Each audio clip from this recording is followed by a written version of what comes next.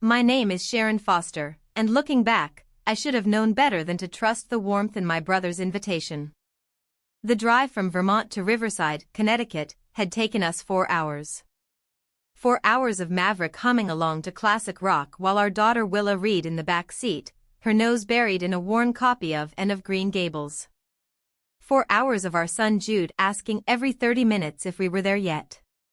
His excitement about seeing Uncle Reed bubbling over like soda left too long in the sun.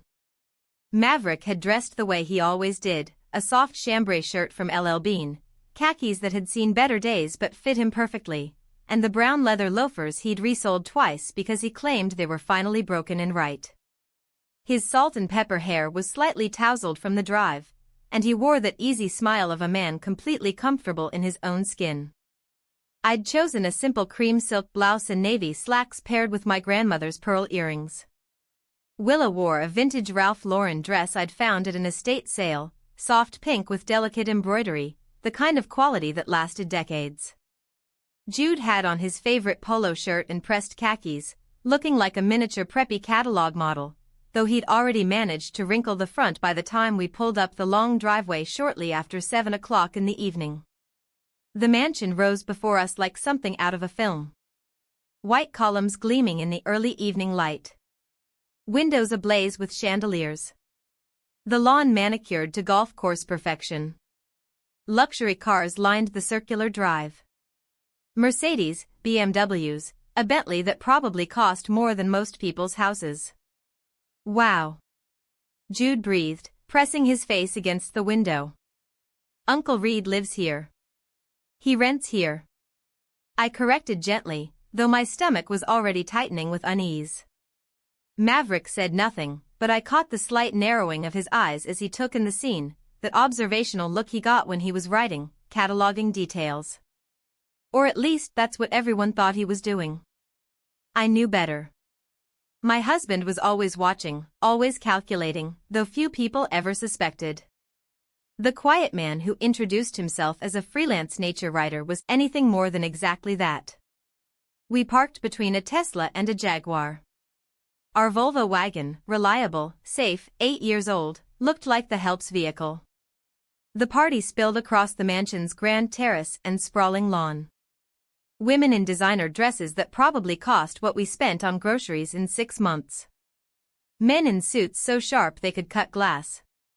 The air smelled of expensive perfume, champagne, and the particular scent of wealth, that indefinable mix of privilege and exclusivity that makes the uninitiated feel like they're breathing different air. We made our way up the stone steps. Willa's hand found mine, her palm slightly damp.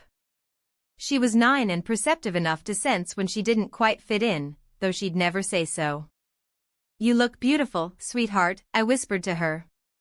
She squeezed my hand in response. A coordinator with a clipboard and a smile that didn't reach her eyes intercepted us at the entrance. "Names, please." "Sharon Foster. This is my husband, Maverick Miller, and our children." She scanned her list, her expression shifting almost imperceptibly. Not rude exactly, but cooler. "Ah, yes, the Vermont family. Right this way." I felt Maverick's hand settle lightly on my lower back as we followed her through the crowd. We passed the VIP zone, a raised section of the terrace with the best view, the best lighting, intimate clusters of cocktail tables draped in ivory linen. That's where I spotted Reed, my younger brother, holding court in a navy suit that probably cost $3,000. He saw us. Our eyes met. For a moment, I expected him to wave us over to introduce us proudly to his fiancée's circle. We'd driven 4 hours. I'd brought a gift, a first edition book I'd found for Helen, something I thought she'd appreciate. Instead, Reed's eyes flickered with something I'd never seen directed at me before. Embarrassment. He glanced at the guests around him, all perfectly coiffed, all radiating that new money shine, then back at us in our LL Bean and vintage Ralph Lauren. He didn't move. The coordinator led us past the VIP zone, past the main seating area with its strategic proximity to the bar and the dance floor, past even the secondary tables. We ended up at a round table tucked in the corner near the kitchen door where servers rushed past with trays and the music was muffled by the wall. The lighting was dimmer here. The view was of the service entrance. This was the fringe. "Enjoy the party," the coordinator said, already turning away. Maverick pulled out a chair for me, his movements unhurried. He helped Willa into her seat. Then Jude. When he finally sat down beside me, he was silent. But I saw his jaw tighten just barely, just enough. "Mom, why are we sitting by the kitchen?" Willa asked quietly. "It's fine, honey. We can see everything from here." I lied, my voice bright. But we both knew. The seating wasn't random. It was a statement. Across the terrace, Reed laughed at something one of his guests said. Champagne flute raised high. He didn't look our way again. Maverick leaned back in his chair, his fingers drumming once, twice against the tablecloth. To anyone watching, he looked relaxed, mildly interested in the spectacle around us. But I knew that look. I'd been married to this man for 12 years. He was taking notes, and Maverick Miller's notes always came with consequences. The party hummed around us like an exclusive machine we weren't meant to understand. Waiters glided past our corner table with barely a glance. Their trays angled toward the VIP section. Laughter floated from the center of the terrace where Reid and his fiancée Helen held court under strings of Edison bulbs that cast everything in a golden flattering glow. Our corner had fluorescent spillover from the kitchen. Jude kicked his feet under the table, still excited despite our exile. "When do we get to eat?" "I'm starving." "Soon, buddy," Maverick said, ruffling his hair. He'd maintained that easy demeanor since we sat down, but I noticed he'd positioned his chair at a slight angle the better to observe the entire party. The writer's eye, people always said. Always watching for material. If only they knew. Movement caught my attention. Helen was gliding toward us, her champagne-colored dress catching light like spun sugar. She was beautiful in that calculated way, every hair in place, makeup applied with surgical precision, jewelry that announced its price tag without needing words. At 28, she'd perfected the art of looking expensive. She stopped at our table, smile fixed in place like a crown. "Sharon." Her voice carried that particular tone of false warmth I'd heard before, usually right before someone delivered an insult wrapped in concern. "I'm so glad you could make it all the way from Vermont. It must have been quite the journey." "4 hours," I said evenly. "Not bad at all." "Well, you're braver than me." "I couldn't imagine living so far from civilization," she laughed, a tinkling sound.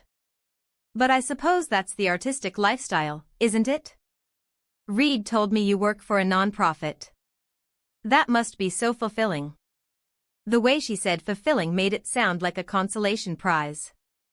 Maverick's hand found mine under the table, his thumb brushing my knuckles. A silent reminder. "Let her talk." "It is," I said simply. Helen's gaze swept over our children, lingering on Willa's dress.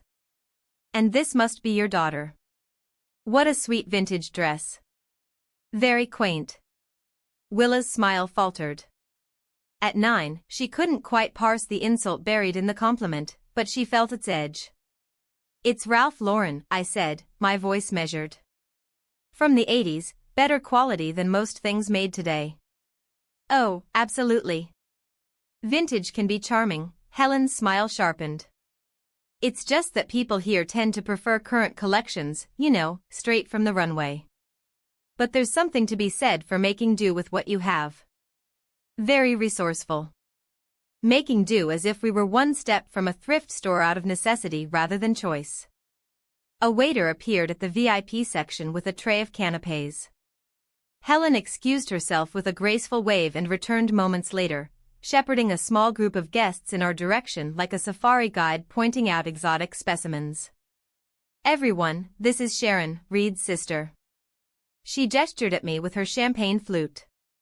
"She lives secluded in Vermont to find artistic inspiration and works for a non-profit." A life that is, well, very chill, but surely a bit removed from our fast-paced world, isn't it? The guests smiled politely, their eyes sliding over us with practiced disinterest. I could read the narrative Helen was spinning. The sister who couldn't hack it in the real world, who'd fled to the countryside to play at being rustic, who now attended events like this as a reminder of what she'd left behind or failed to achieve. Actually, Maverick said mildly, speaking for the first time since Helen arrived. Sharon manages complex projects with multiple stakeholders and seven-figure budgets. The non-profit sector requires quite a bit of pace, just less emphasis on profit margins. His tone was pleasant, conversational even, but there was steel underneath, the kind that most people missed because Maverick had perfected the art of seeming harmless. Helen's smile didn't waver. Of course, non-profits are so important, though I imagine the salary must be quite modest compared to the private sector. But that's the sacrifice one makes for passion, right? She moved on before I could respond, her entourage following like ducklings. Jude tugged on my sleeve. Mom, I'm really hungry. Can I get one of those things they're carrying around? The buffet table had been set up near the VIP zone. A stunning display of delicacies under warming lights. Jude was already sliding out of his chair when Helen materialized again, as if summoned by his interest. Oh, Jude. She crouched down to his level, her dress pooling around her like liquid gold. I'm not sure those appetizers are quite right for you, sweetheart. Why not? Jude asked guilelessly. Well, they're foie gras and caviar, very acquired tastes.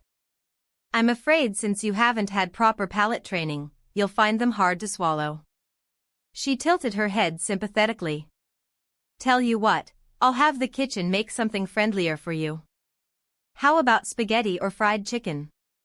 I'm sure you're more used to those at home. The implication hung in the air like smoke. Your family only knows fast food and simple fare. You don't belong at this table, literally or figuratively. Jude looked confused, but I like trying new things. No need, Helen. I stood, placing my hand on Jude's shoulder. My voice was quiet, but firm. The children will sit here and eat with their parents. We teach our kids to experience everything. They don't need to be separated. For the first time, Helen's smile cracked slightly. I was only trying to help. We don't need help. I guided Jude back to his chair. But thank you. Helen straightened, her expression cooling several degrees. She glanced at Maverick, perhaps expecting him to contradict me, to apologize for his wife's stubbornness. But Maverick just smiled blandly at her. The way he smiled at everyone, pleasant, forgettable, utterly unreadable. Suit yourself, Helen said finally, though I'd hate for the children to be uncomfortable. She swept away, leaving a wake of expensive perfume and unspoken judgment. The table fell silent. Willa picked at her napkin. Jude's excitement had dimmed considerably. Across the terrace, Reed remained absorbed in his VIP bubble, laughing and toasting, completely unaware or willfully ignorant that his fiancée was treating his family like second-class citizens. Maverick leaned over to Jude. Hey buddy, want to know a secret? Jude nodded. The best food at parties is always whatever you enjoy most. Doesn't matter if it's caviar or chicken fingers. If it makes you happy, it's the best, he winked. And between you and me, I'd take a good burger over fish eggs any day. Jude giggled, some of his sparkle returning. But I saw the way Maverick's gaze tracked Helen across the terrace, the way his jaw set just slightly tighter. My husband was many things: patient, observant, slow to anger, but he was also fiercely protective, and someone had just insulted his children. I had a feeling Helen had no idea what she'd just set in motion. The party had reached its crescendo by 10 minutes to 8, but at our table, I was halfway through explaining to Jude why he couldn't have a third canopy when I noticed Willa's empty chair. My daughter had excused herself to the restroom 10 minutes ago. The knot in my stomach tightened. I stand, scanning the crowd for her blonde head, her vintage Ralph Lauren cardigan, the one I'd found at an estate sale. Pristine condition, better quality than anything in Helen's closet. Then I see her. Willa is walking back toward our dark corner. But something's wrong. Her shoulders are hunched forward, her arms wrapped around herself like she's trying to disappear. Even from here, I can see the redness around her eyes, the way she's blinking too fast. She slides into her chair without looking at me. Willa. I lean closer, keeping my voice low. Honey, what happened? She shakes her head, her jaw clenched tight. That's when I know it's bad. Willa doesn't cry easily. She's too much like me, holding everything in until it cracks. Sweetheart, talk to me. Her voice comes out strangled, barely above a whisper. Can we just go home? My heart breaks. What happened? Some kids. She swallows hard. There were these girls by the bathroom. They were maybe 12 or 13. And they pointed at my shoes. I looked down at her feet. The suede flats, soft taupe, classic silhouette, worn but well maintained.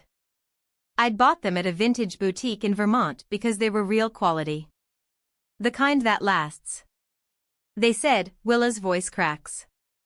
They said I was wearing poor person shoes. They asked if we got them from a donation bin because they looked so old. The rage that floods through me is white-hot and instantaneous. My 9-year-old daughter, my sensitive, brilliant girl who reads 3 grades above her level and volunteers at the animal shelter every weekend. Mocked for shoes. I reach for her hand, but before I can say anything, I hear the click of heels on marble. Helen materializes at our table like a shark scenting blood. Oh dear, is everything all right? Her voice drips with false concern, pitched just loud enough to draw attention from nearby tables. Several guests turn to look, champagne flutes pausing mid-sip. We're fine, I say flatly. Are you sure? Because Willa looks upset. Helen tilts her head, her expression a practiced mask of sympathy. Did something happen? I open my mouth, but Willa speaks first, her voice small. Some girls made fun of my shoes. Helen's eyes flick down to Willa's suede flats, and I see it that microsecond of satisfaction before she arranges her face into understanding. Oh, sweetheart. She crouches down, putting herself at Willa's eye level in a performance of compassion. You know, children here are raised differently. Their parents are business leaders, philanthropists. These kids are being groomed for Yale, for Harvard. They have very refined standards. My fingers curl into fists under the table. Helen continues, her voice taking on a teacherly tone. Honestly, Sharon, I've been worried about this.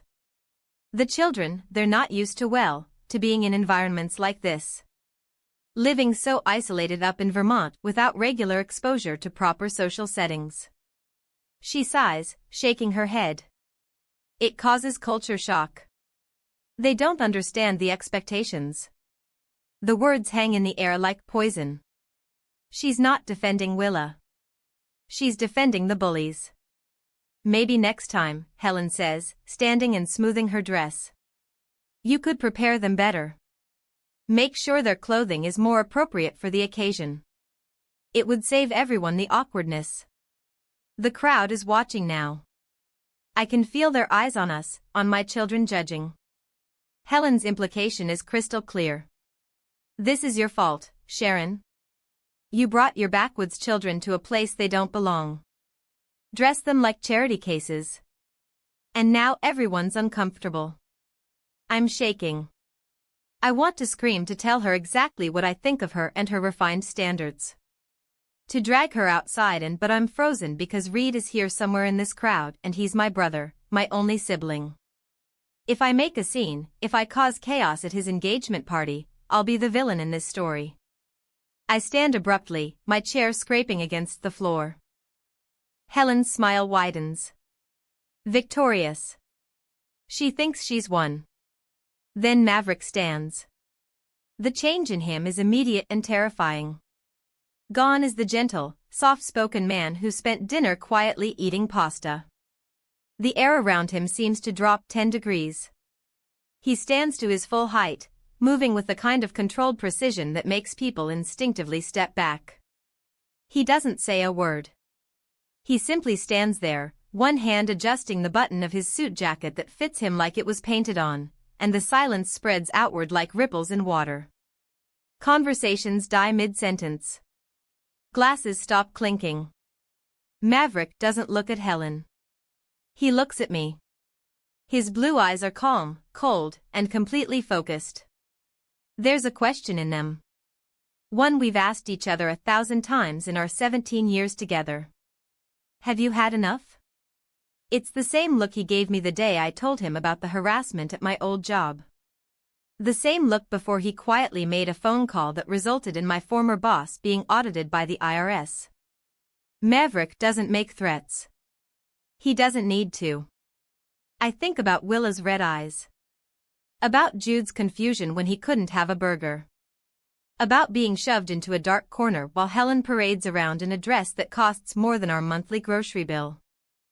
I think about my brother who I drove 4 hours to celebrate who hasn't once come to check on us. I look at Maverick and nod. The decision is made. Helen's smile falters as she realizes something has shifted. She takes a small step back, her eyes darting between us, suddenly uncertain. Maverick's expression doesn't change. He reaches down, helping Willa out of her chair with infinite gentleness, then does the same for Jude. We're leaving, I say, my voice steady now. And in that moment, with my husband's silent strength at my back and my children's hands in mine, I choose their dignity over my brother's party. I choose us. Several nearby conversations paused. I can feel the attention shifting toward us, the whispers starting. Helen's uncertainty evaporates instantly, replaced by barely concealed triumph. She straightens, that megawatt smile returning full force. You know what? I think that's probably the smartest decision you could make right now. Her voice carries, projecting to the growing audience of guests, pretending not to stare. This is my house after all, mine and Reed's. I have to maintain a certain image for our business partners, our investors. She emphasizes those last words, letting them land like stones. My house, my house, my house. The claim hangs in the air, territorial and absolute. She's not just dismissing us, she's evicting us from her domain. Like we're trespassers who've overstayed our welcome. I'm gathering Willa's small purse when I catch it. A flicker of something crossing Maverick's face. Not anger, not indignation, a smirk. It's gone in an instant, so quick I almost think I imagined it. But I know my husband. I've seen that expression exactly 3 times in our marriage. Once before he negotiated a hostile takeover. Once before he systematically dismantled a competitor who tried to poach his entire executive team. And once before he outbid a Russian oligarch for a property in Manhattan just to prove a point.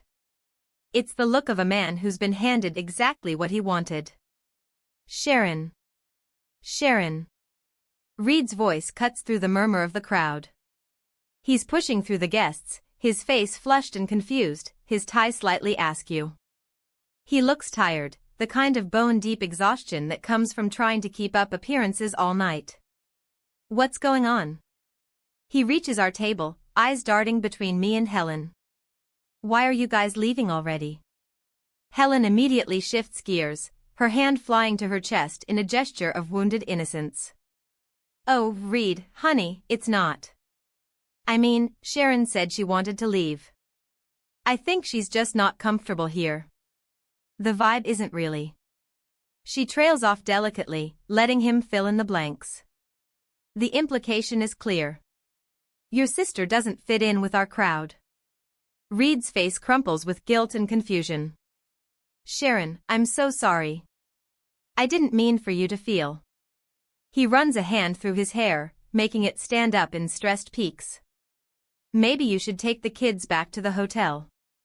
Let them rest. You must be tired from the drive. And he's apologizing to me for Helen's behavior. And he has no idea. My brother, standing in this mansion's grand foyer, surrounded by crystal and marble and imported flowers, actually believes he lives here. Believes this is his home, his party, his life. He has no clue that every piece of furniture he's lounging on, every room he's hosting in, every inch of this partnership with Helen exists because Maverick decided to be generous 3 years ago. Reed thinks he's the host, the master of the house. In reality, he's a tenant whose lease is about to expire. It's fine, Reed, I say quietly, slipping my arm around Willa's shoulders. We'll get out of your way. No, it's not. He's flustered now, aware that people are watching. That this doesn't look good. You came all this way. I wanted you to be here. Reed, sweetheart. Helen touches his arm, her voice honey-sweet. Let them go. Sharon clearly wants to leave, and we have guests to attend to. The Castellanos were asking about the investment timeline, and she's steering him away, redirecting his attention like she always does. Reed's shoulders sag in defeat. He shoots me one more apologetic look before allowing himself to be led back toward the center of the party, toward the lights and the laughter and the people who matter in Helen's world. Maverick is silent beside me, helping Jude into his jacket with methodical care. But I see it again, that tiny quirk at the corner of his mouth when Helen said, "My house." Maverick, I murmur as we start toward the door. Not yet, he says softly. His voice is calm, almost pleasant. But there's something underneath it, something that makes the hair on the back of my neck stand up. We're almost to the foyer when Helen's voice rings out behind us, bright and performative. Drive safely. And Sharon. Maybe next time let us know if you need recommendations for the children's clothing.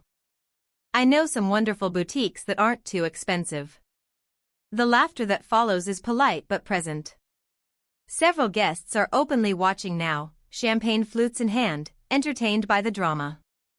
Willa's hand tightens in mine. Maverick stops walking. He doesn't turn around, doesn't react visibly, but something shifts in the air.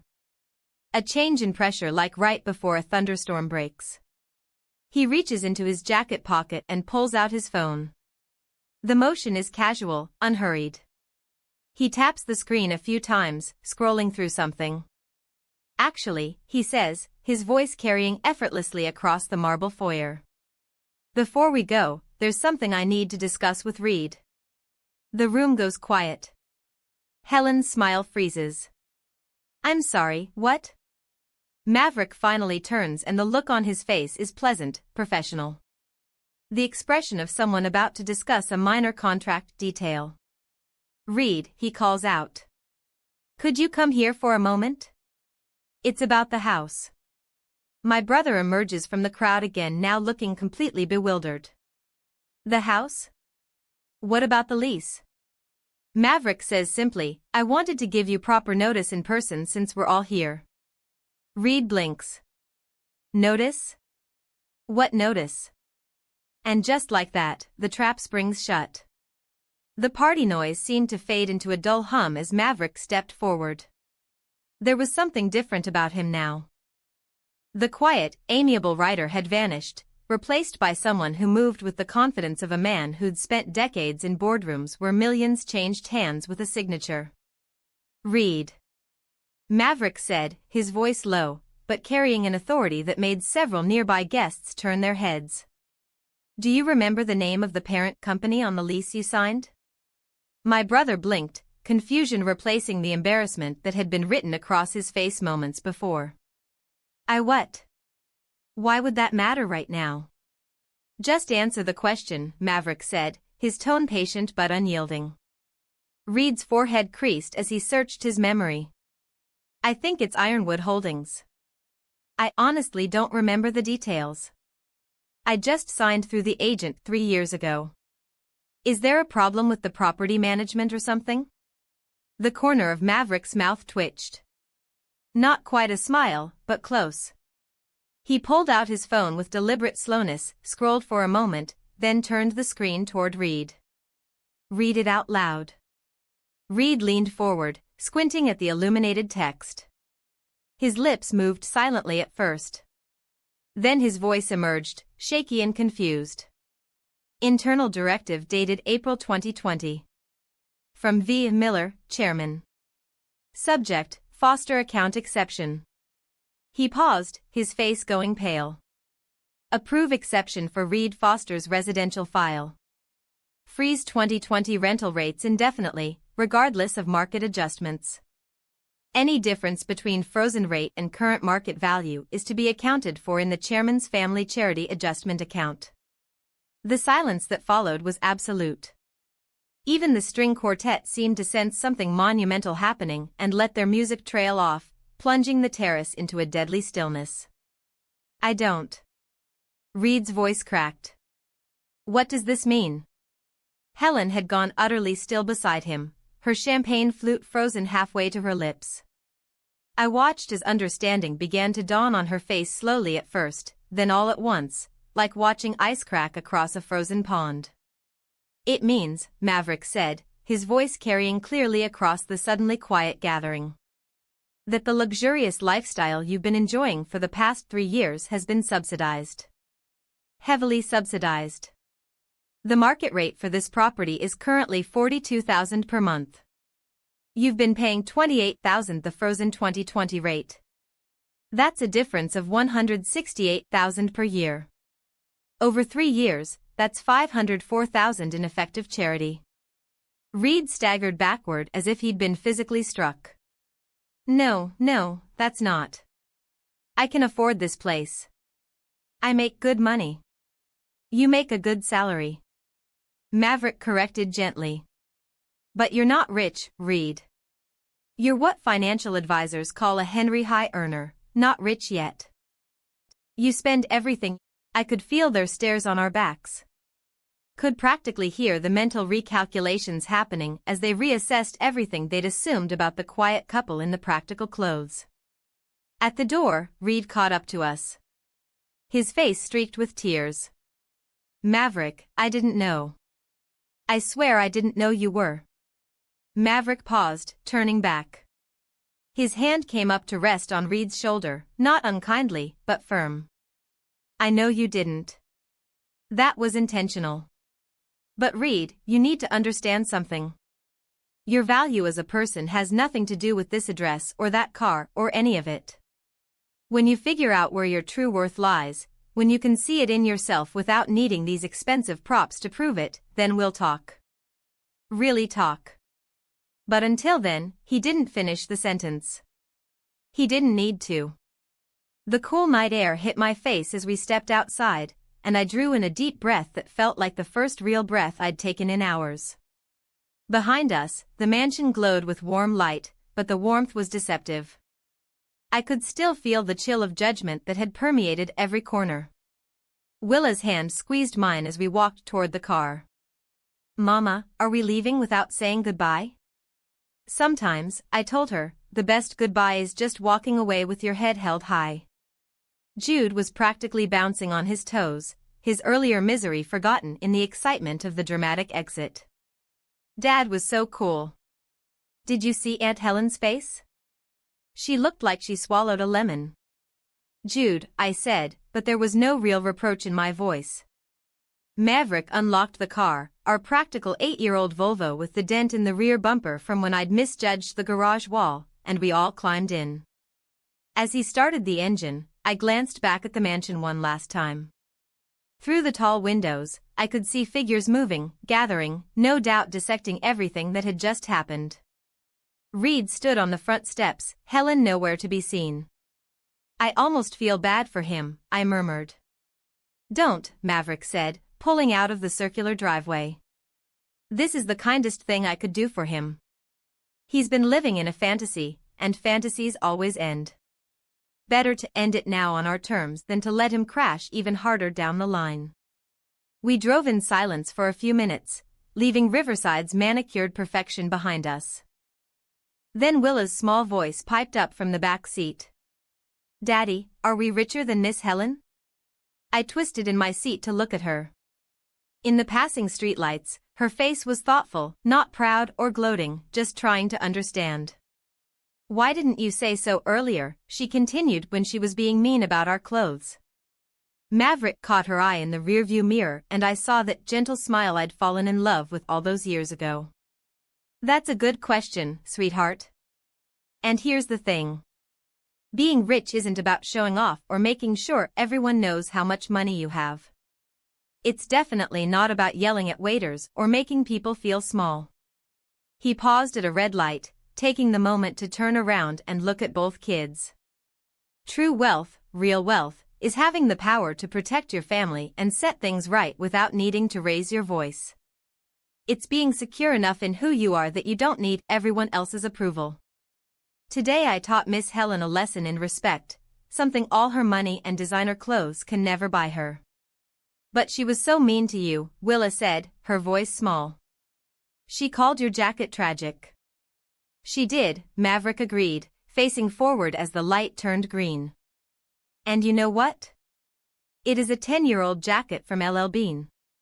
The elbow patches are wearing thin, and it's probably not what anyone would call fashionable, but it's comfortable. It keeps me warm, and it reminds me of who I really am under all the business suits and board meetings. Sometimes the most expensive thing you can wear is authenticity.